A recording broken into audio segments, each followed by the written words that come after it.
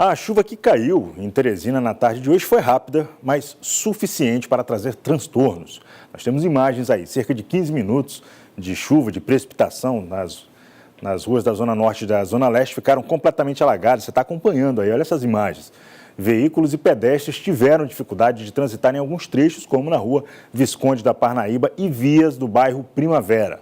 Segundo climatologistas, chuvas como a que ocorreu hoje são típicas desse período e seguem até maio, até o mês que vem, quando vai encerrar o período chuvoso aqui no Piauí.